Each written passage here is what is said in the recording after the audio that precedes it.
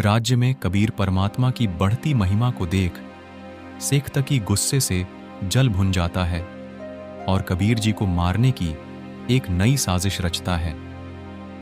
वह सिकंदर लोधी के पास जाता है और कहता है, महाराज, मैं उस जुलाहे कबीर की एक और परीक्षा लेना चाहता हूँ। सभी मुसलमान उसे तभी अल्लाह मानेंगे जब वह हमारी इस परीक्षा पर खरा उतरेगा।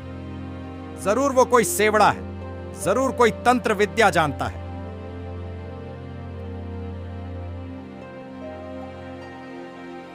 एक बात बताओ पीर जी, आपने कितनी परीक्षा ले ली, संतों को दुखी नहीं किया करते। आप तो स्वयं जानी जान हैं। ज्यादा चतुर मत बनो महाराज, हमारे साथ पूरा मुस्लिम समाज है। हम उस जुलाहे की परीक्षा लेना चाहते हैं। हम उसे तभी अल्लाह मानेंगे। अल्लाह तो निराकार होता है, वो शरीर में नहीं आता। ये तो कोई सेवड़ा है, ये अल्लाह नहीं हो सकता। राजा दुविधा में आ जाता है और कबीर साहब के पास जाकर कहता है, हे परवरदिगार, ये सीख तकी मुझे जीने नहीं दे रहा है। कह रहा है कि हम कबीर को अल्लाह नहीं मानेंगे। उन्होंने एक शर्त रखी है, वो आपकी एक और परीक्षा लेना चाहते हैं। उन्होंने कहा है कि पूरा मुस्लिम समाज आपको तभी अल्लाह मानेगा जब आप उनकी परीक्षाओं पर खरा उतरेंगे। राजन, उनसे जाकर कह दो कि जो उन्हें उचित लगे वो वैसा करे। शायद मेरी मृत्यु उन्हीं के हाथों लिखी हुई है।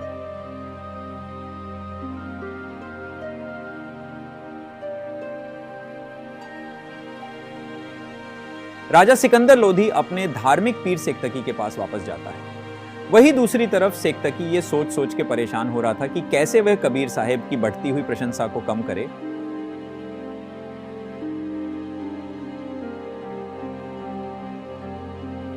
तभी शेख तकी के कक्ष में सिकंदर लोधी आता है और कहता है, पीर जी, आप कबीर जी की जितनी भी परीक्षा लेनी है आप ले सकते हो। राजा के मुख से इतना सुनते ही शेख तकी बहुत खुश होता है और मन ही मन कबीर साहब को जान से मारने की साजिश करने लगता है।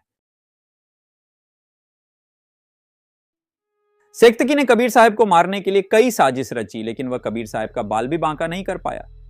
इस बार उसने अपने धार्मिक पीरों के साथ मिलकर योजना बनाई कि वह कबीर जी को गुंडों के द्वारा जान से मार देगा। शेख तकी योजना बनाता है कि कल रात को हम गुंडों के साथ जाके कबीर जी के तलवार से टुकड़े टुकड़े कर देंगे और उन्हें जान से मार देंगे। शेख तकी चाहता था कि किसी भी तरह कबीर साहब को मृत्यु के घाट उतार दिया जाए, क्योंकि कबीर साहब ने उनकी दुकानें बंद कर रखी थी। लेकिन शेख तकी ये मानने को तैयार नहीं था कि कबीर जी स्वयं ही अल्लाह हैं। अगली सुबह होते ही शेख तकी ने कुछ गुंडे बुलाए और उनसे कहा, अरे सुनो, आज रात होते ही हम उस कबीर के इस तलवार से टुकड़े टुकड़े कर देंगे। इस बार रात्रि के समय उस जुलाहे की कुटिया में जाकर उसका खत्म कर देंगे। जी पीरा जी, अब की बार आप चिंता मत करो। हमसे आज तक कोई नहीं बच पाया। वो कबीर तो फिर भी एक मामूली इंसान है।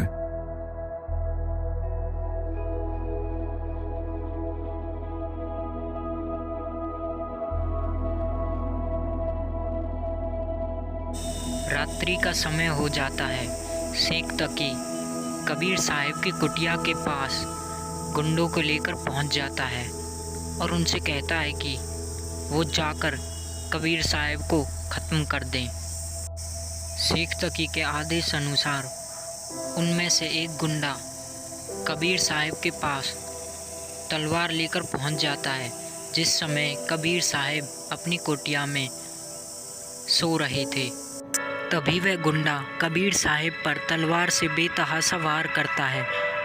तलवार कबीर साहब के शरीर से आर पार निकल जा रही थी, फिर भी वह गुंडा सोचता है कि कबीर साहब मर चुके हैं और वहाँ से जाने लगते हैं।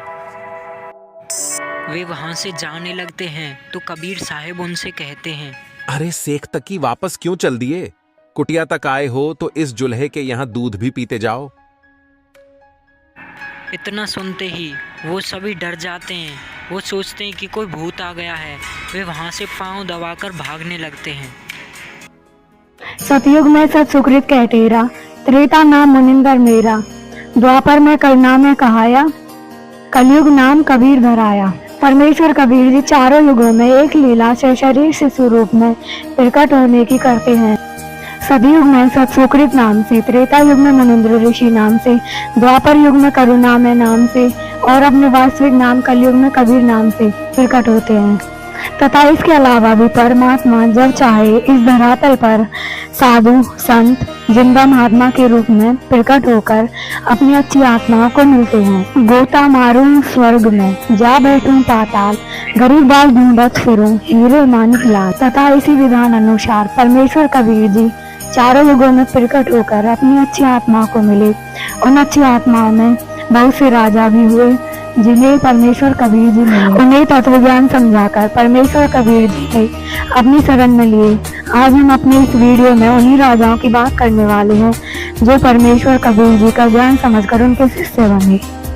सतयुग, जैसा कि हमने आपको प्रारंभ में बताया कि सतयुग में कबीर जी सत्सुकृत नाम से आए थे।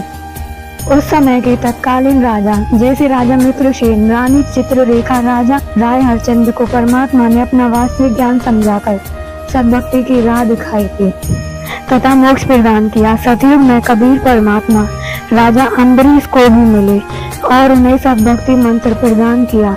राजा अम्बरीश की विस्तृत कथा जानने के लिए संत रामपाल जी महाराज के प्रवचन सत्संग अवश्य सुने। त्रेता युग, त्रेता युग में कबीर जी ऋषि मुंद्र जी के नाम से प्रकट हुए।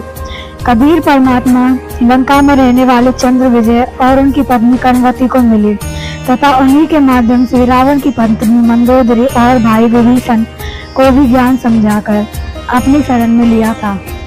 मुनिंद्र ऋषि उर्फ कबीर परमेश्वर की भक्ति और ज्ञान से ही विभीषण का कुछ भी अनिष्ट नहीं हुआ था, जबकि रावण सहित पूरी लंका का विनाश हो गया था। सतयुग में यही आत्मा राजा अम्बरीश से, वही आत्मा का जन्म त्रेता में राजा जनक के रूप में हुआ। उन्होंने भी कबीर परमात्मा द्वारा बताई गई सद्भक्ति की। द्वापर युग में परमेश्वर कबीर जी करुणामय नाम से प्रकट हुए। उस समय के तत्कालीन राजा चंद्र विजय और उनकी पत्नी रानी इंद्रमती, परमेश्वर कबीर जी ने रानी इंद्रमती को और राजा चंद्र विजय को अपने सच्चे ज्ञान से परिचित कराया और दोनों का कल्याण किया। द्वापर युग में और भी अन्य राजा हुए जिनमें राजा भोजराज, राजा मुचुकुंद, राजा चंद्रहास, राजा विद्युत और राजा देव, जिन्होंने उस समय करुणामय रूप में और कबीर जी के ज्ञान से प्रभावित होकर सद्भक्ति मार्ग अपनाया था, जिससे उनका कल्याण हुआ।